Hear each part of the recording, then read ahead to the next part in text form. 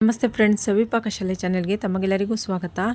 ನಾನಿವತ್ತು ಗಣೇಶ ಹಬ್ಬದ ಸ್ಪೆಷಲ್ಲು ಚಕ್ಲಿ ರೆಸಿಪಿನ ಮಾಡಿ ತೋರಿಸ್ತಾ ಇದ್ದೀನಿ. ಚಕ್ಲಿ ರೆಸಿಪಿನ ಯಾವ ರೀತಿ ಮಾಡೋದಂತ ನೋಡ್ಕೊಂಬರೋಣ ಬನ್ನಿ.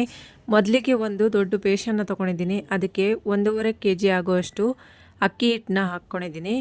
1.5 ಟೀ ಸ್ಪೂನ್ ಆಗುವಷ್ಟು ಅಚ್ಕಾರದ ಪುಡಿನ ಹಾಕ್ಕೊಂಡಿದ್ದೀನಿ. 3 ಸ್ಪೂನ್ ಆಗುವಷ್ಟು ಬಿಳಿ ಎಳ್ಳನ್ನ ಹಾಕ್ಕೊಂಡಿದ್ದೀನಿ. ಇದು ಅಂಗಡಿಯಲ್ಲಿ ಹುರಿದಿರುವಂತಹ ಬಿಳಿ ಎಳ್ಳು ಪ್ಯಾಕೆಟ್ ಸಿಗುತ್ತೆ, ಅದನ್ನು ಹಾಕ್ಕೊಂಡಿದ್ದೀನಿ. ಈಗ 2 ಸ್ಪೂನ್ ಆಗುವಷ್ಟು ಅಜ್ವಾಯಿನ ಹಾಕ್ಕೊಳ್ತಾ ಇದ್ದೀನಿ, ಅಂದರೆ ಓಂಕಾಳನ್ನ ಹಾಕ್ಕೊಳ್ತಾ ಇದ್ದೀನಿ. ಈಗ ಮಿಕ್ಸಿ ಜಾರಿಗೆ 1/4 kg ಆಗುವಷ್ಟು ಹುರ್ಗಡ್ಲೆನ ಹಾಕ್ಕೊಂಡು ನೈಸಾಗಿ ಪುಡಿ ಮಾಡ್ಕೊಳ್ಬೇಕು.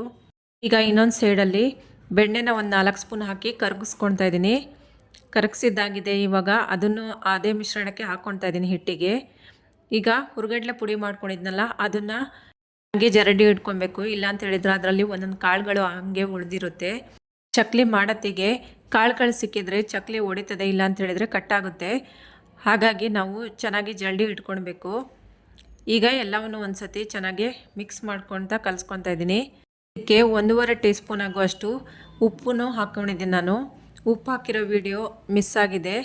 ಈಗ ನೋಡಿ ಎಲ್ಲದೂ ಕಲಿಸ್ಕೊಂಡಿದ್ದಾಗಿದೆ. ಬೆಣ್ಣೆ ಹಾಕಿದ್ನಲ್ಲ, ಅದನ್ನು ಚೆನ್ನಾಗಿ ಎಲ್ಲಕ್ಕೂ ಹೊಂದ್ಕೊಳ್ಳೋ ಥರ ಚೆನ್ನಾಗಿ ಕಲಿಸ್ಕೊಂಡಿದ್ದೀನಿ.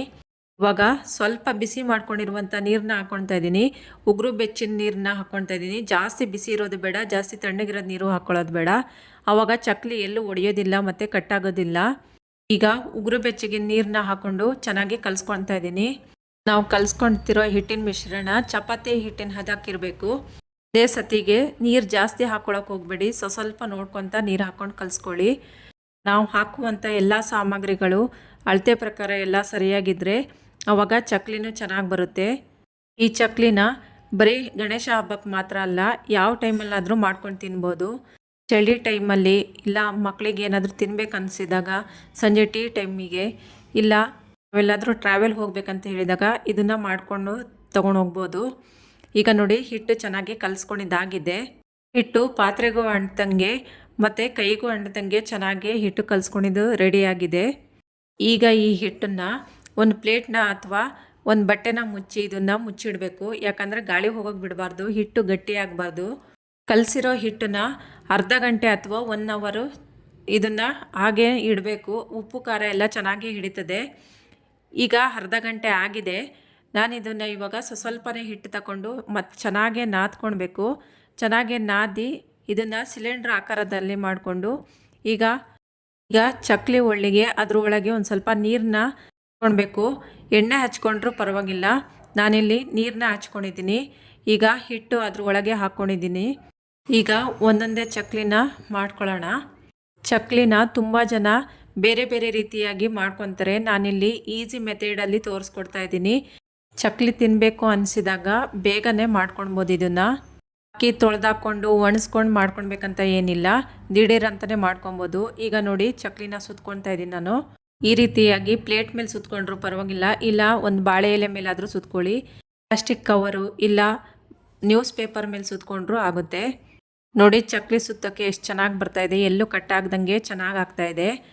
ನಾವು ಮಾಡೋ ರೀತಿ ಮತ್ತು ಮೆಥಡ್ ಸರಿಯಾಗಿದ್ದರೆ ಚಕ್ಲಿ ಚೆನ್ನಾಗಿ ಬರುತ್ತೆ, ಎಲ್ಲೂ ಹರಿಯೋದಿಲ್ಲ ಮತ್ತು ಮುರಿಯೋದು ಇಲ್ಲ. ಈಗ ಎಣ್ಣೆ ಕಾಸಕ್ಕೆ ಇಟ್ಟಿದ್ವಲ್ಲ, ಚೆನ್ನಾಗಿ ಎಣ್ಣೆ ಕಾದಿದೆ. ಈಗ ಮಾಡಿಟ್ಟಿರುವಂತಹ ಎಲ್ಲ ಚಕ್ಲಿಗಳನ್ನು ಒಂದೊಂದಾಗಿ ಎಣ್ಣೆಯಲ್ಲಿ ಬಿಡ್ಕೊತಾ ಇದ್ದೀನಿ. ನೋಡಿ ಕೈಯಲ್ಲಿ ಈ ರೀತಿಯಾಗಿ ಒಂದೊಂದಾಗಿ ತೆಗೆದು ಹಾಕ್ಕೊಳ್ಬೋದು. ಕೈಯಲ್ಲಿ ನಾವು ತೆಗೆದು ಹಾಕೋಕ್ಕಾಗಲ್ಲ ಅಂತ ಹೇಳಿದರೆ ನಾವು ದೋಸೆ ಮುಗ್ಚ್ತೀವಲ್ಲ, ಆ ಸೌಟಲ್ಲಿ ನಿಧಾನವಾಗಿ ತಕ್ಕೊಂಡು ಒಂದೊಂದಾಗಿಯೇ ಹಾಕ್ಕೊಳ್ಬೋದು. ನಾನು ಸುತ್ಕೊಂಡಿರುವಂಥ ಚಕ್ಲಿ ಎಲ್ಲೂ ಹರಿತಾ ಇಲ್ಲ, ಮುರಿದೋಗ್ತಾ ಇಲ್ಲ ಎತ್ತಿ ಹಾಕೊಳ್ಳೋತ್ತಿಗೆ. ಹಾಗಾಗಿ ನಾನು ಒಂದೊಂದೇ ಕೈನಲ್ಲೇ ಎತ್ತಿ ಹಾಕ್ಕೊಂಡಿದ್ದೀನಿ. ಈಗ ನೋಡಿ 2 ಕಡೆ ಸೈಡಲ್ಲೂ ಚೆನ್ನಾಗಿ ಬೇಯಿಸ್ಕೊಳ್ಬೇಕು. ಗ್ಯಾಸು ಫಾಸ್ಟಾಗಿ ಜೋರಾಗಿ ಇಡೋಕ್ಕೆ ಹೋಗಬೇಡಿ, ಸ್ಲೋನಲ್ಲಿ ಇಟ್ಟು ಸಿಮ್ಮಲ್ಲಿ ಇಟ್ಕೊಂಡು ಬೇಯಿಸ್ಕೊಳ್ಳಿ. ನೋಡಿ ಇವಾಗ ಎಣ್ಣೆ ನೊರೆ ಬರ್ತಾ ಇರೋದು ಕಡಿಮೆ ಆಗಿದೆ, ಬಬಲ್ಸ್ ಎಲ್ಲ ಕಡಿಮೆ ಆಗೋಗಿದೆ. ಈಗ ಚಕ್ಲಿ ಬೆಂದಿದೆ ಅಂತ ಹೇಳ್ಕೊಂಡು ಈಗ ನೋಡಿ ಎತ್ತುತ್ತಾ ಇದ್ದೀನಿ ಎಲ್ಲ ಚಕ್ಲಿಗಳನ್ನು. ಗ್ಯಾಸು ಸಿಮ್ನಲ್ಲಿ ಇಟ್ಕೊಂಡು ಒಂದೇ ಹದದಲ್ಲಿ ಬೇಯಿಸ್ಕೊಬೇಕು, ಅವಾಗ ಚೆನ್ನಾಗಿ ಬೇಯುತ್ತೆ. ಇದೇ ರೀತಿಯಾಗಿ ಎಲ್ಲ ಚಕ್ಲಿಗಳನ್ನು ಬೇಯಿಸ್ಕೊಬೇಕು. ಇವಾಗ ಚಕ್ಲಿ ಬೆಂದಿದ್ದಾಗಿದೆ. ನೋಡಿ ಒಂದು ಮುರಿದು ತೋರಿಸ್ತಾ ಇದ್ದೀನಿ ಎಷ್ಟು ಚೆನ್ನಾಗಿ ಕ್ರಿಸ್ಪಿಯಾಗಿ ಬಂದಿದೆ ಅಂತ ಹೇಳ್ಕೊಂಡು. ನೋಡಿದ್ರಲ್ವಾ ಫ್ರೆಂಡ್ಸ್, ಕಡಿಮೆ ಸಮಯದಲ್ಲಿ ಕಡಿಮೆ ಸಾಮಗ್ರಿಗಳನ್ನೆಲ್ಲ ಬಳಸ್ಕೊಂಡು ಚಕ್ಲಿನ ಯಾವ ಥರ ಮಾಡ್ಕೊಳ್ಳೋದಂತ ಹೇಳ್ಕೊಂಡು. ಇಷ್ಟ ಆದರೆ ಲೈಕ್ ಮಾಡಿ, ಶೇರ್ ಮಾಡಿ, ಸಬ್ಸ್ಕ್ರೈಬ್ ಮಾಡಿ friends. Thank you for watching.